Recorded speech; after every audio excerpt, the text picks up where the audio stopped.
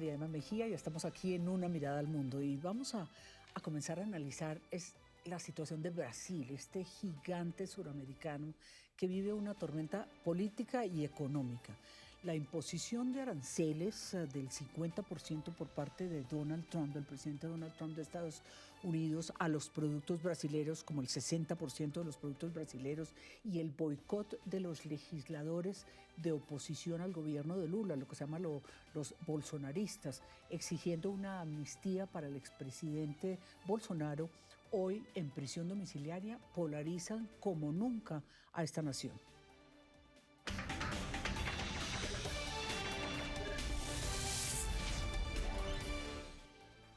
Y para profundizar en esta crítica situación del poderoso Brasil, he invitado a la analista que nos ha acompañado varias veces, Beatriz Miranda Cortés. Es internacionalista, columnista del periódico El Espectador y directora del Instituto de Cultura Brasil-Colombia. Gracias, Beatriz, por volver a acompañarnos.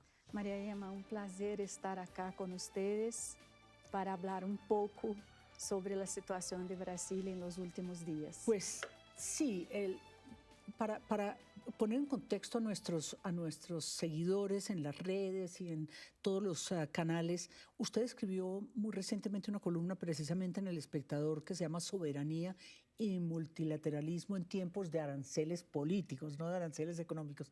¿Cuál es el contexto, Beatriz? Mira, María Emma, pues el tema de los aranceles viene afectando gran parte del mundo desde que el presidente Trump decidiu utilizar esse instrumento como forma de reforçar seu plano econômico e político nos Estados Unidos. Pero em los últimos dias nós outros vimos que Brasil foi de alguma forma surpreendido com um arancel de 50% em los produtos exportados aos Estados Unidos. Sim. E infortunadamente esse tarifaço, como dizemos em Brasil, coincide com o juízo político del expresidente Bolsonaro. Que le dieron casa por cárcel, ratificó hace 24 horas, ¿no? el juez de la Suprema. Esto, se havia posto em prática umas medidas cautelares. Ele estava proibido de participar em meetings, en redes sociales. Sí. Y lo que la Corte Suprema dice es que esas medidas cautelares no estaban siendo respetadas. Estados Unidos argumenta algo extraño, Beatriz, por decirlo menos, amenazas a la seguridad nacional de los Estados Unidos y a la economía del país. ¿Cómo puede ser eso cierto, dijéramos? Yo creo que ahí hay muchos entredichos, ¿no? Que no son tan claros, porque realmente lo que nosotros vemos es que cuando el presidente Trump empieza a aplicar esas tarifas a algunos países, como China, ele hablaba sobre todo de un déficit comercial de Estados Unidos con esos países. En el caso de Brasil, eso inexiste, porque en 2024 Estados Unidos tuvo un superávit de 6.800 millones todo lo de dólares. Todo lo contrario. Por outro lado, Brasil é um país pacífico. A diplomacia brasileira é reconhecida em todo o mundo por seu profissionalismo e por sua capacidade de mediação quando é chamada para participar de alguma negociação diplomática o algún conflicto, sí.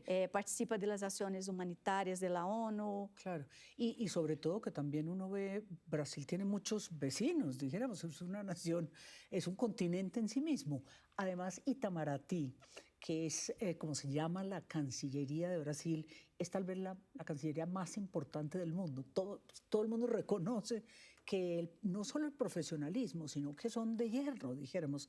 ¿Se ha derechizado, también ha entrado en esa polarización o usted no cree? Nosotros, eu creio que temos um grande orgulho de ter 10 vizinhos e conviver pacificamente com todos 10 eles. 10 países vecinos. 10 países vecinos. Además de isso, eu creio que Brasil sempre dá mensagem de solidariedade, de paz, de respeito ao direito internacional. Então, eu creio que essas afirmações venidas, oriundas, ¿no?, do presidente Trump, são falaciosas até certo ponto, pero mais que isso, eu creio que isso que acabas de dizer é uma das cancillerías mais profissionais do mundo. Correcto.